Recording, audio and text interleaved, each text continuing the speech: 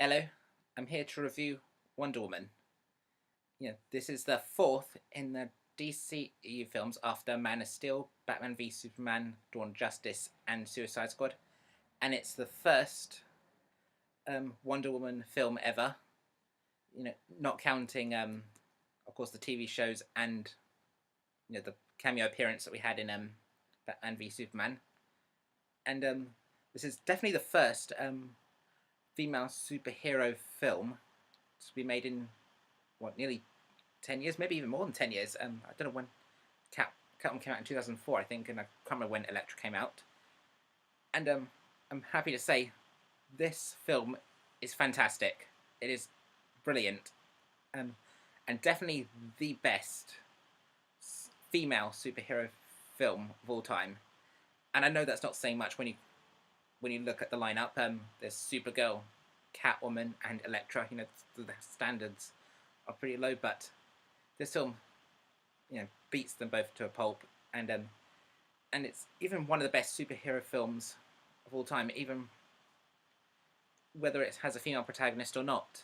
And I am so happy with the critical response that it's getting. Because people have responded pretty negatively towards the DCEU so far, and I enjoy them. If don't know if you can see at the background there, I've got a little portrait of Batman and Superman from the film, and I've also got a Suicide Squad calendar. So yeah, I do like those films. I do agree though they are very flawed films, but I enjoy them more than the MCU. I mean, I guess it's because I'm a bit biased. I'm a huge Batman fan. The Dark Knight trilogy is one of my favorite trilogy of all time. I even love Tim Burton's Batman and films, and I love Rich Donner's Superman films, and Batman the animated series as well, and even Superman the animated series and the Justice League animated series as well. So I'm already I'm a big DC boy. I mean, I love X-Men. That's as well, but of course that's Marvel. But I even prefer X-Men to the MCU films. Got nothing against the MCU, by the way. They are good films, but I don't. They're entertaining, and then they just go over my head. They're great films, but they're not the ones for me, really. And I will. I will defend the DCE films despite the flaws, and I'm so glad that the people are responding so positively towards this, because because the standard of super heroine films standard is so low. Now this one sets it really high, and judging by the critical scores, it's actually one of the best reviewed superhero films. And even I think the Rotten Tomato score is probably higher than any MCU film I've actually seen. I don't go on that site all the time. I know that people use it as a reference point. But I'm so glad that people are responding, especially for a female superhero film, because we don't have enough of those, and I'm pretty sure Marvel are kicking themselves they never made that Black Widow film. I know Scarlett Johansson is not happy about it. She's moved on to other action films, like Lucy and Ghost in the Shell, because they won't give her starring role. And of course, and DC are pushing ahead with the female superhero films. We've got Batgirl is confirmed with Joss Whedon in the director's chair, and of course there's Gotham City Sirens, which is going to focus on Harley Quinn, Catwoman, and Poison Ivy. So yeah, this film sets a new standard for that, and I'm so happy because Gal Gadot, she is perfect as Wonder Woman. This is, I don't know, people responded not very well to her initial casting. People kind of thought it was they just cast some model who with very little acting experience, and I knew her credentials were more than that. I knew she had a lot more to offer, because I know she was in the army for a while, and I know she has a law degree, so she is a very physical person, actress, and an intelligent woman as well.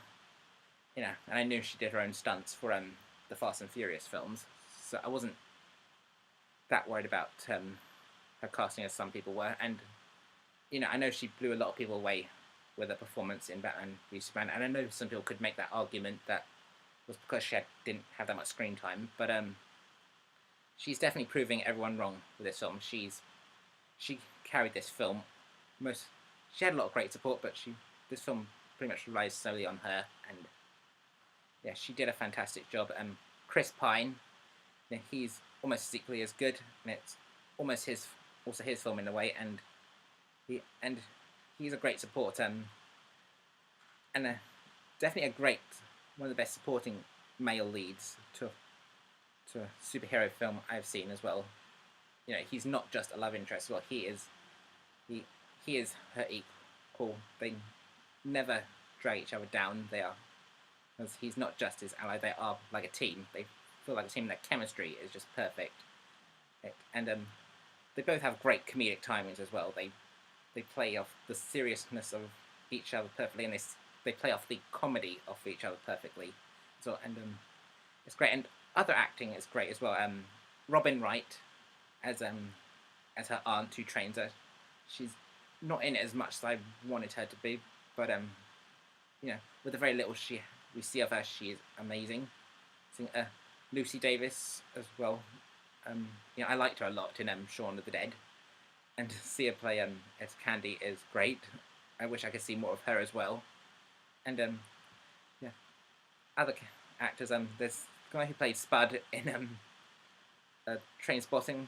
I did not know he was going to be in this, and I'm glad I did not know, because he is great in this little role that he has. And Patty Jenkins. This is the second film she's directed. The first film she directed was Monster, which is one of my favourite films. If you haven't seen it, go see it. It's about a real life female serial killer, which stars Charlize Theron, which won her an Oscar. And she did that film, I don't know how long ago it was, must have been 15 years ago.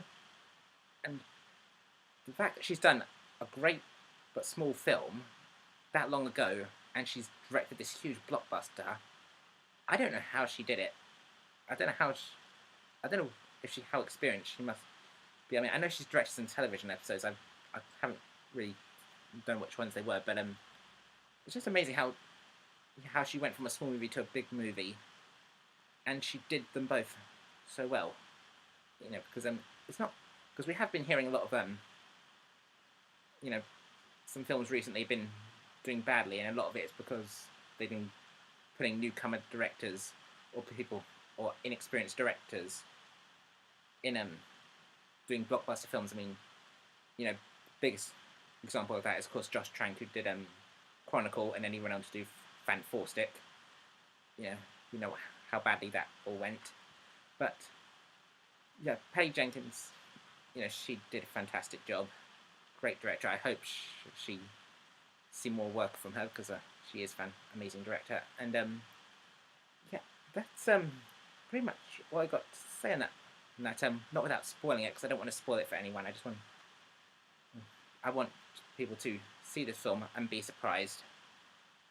I want people to feel like how probably when they saw Christopher Reeve's Richard Donner's Superman, because in a way this is this generation's Superman, Richard Donner's Superman, and you can tell Patty Jenkins was actually a fan of that film, because there are some references to other films as well. There's also it's all got some references to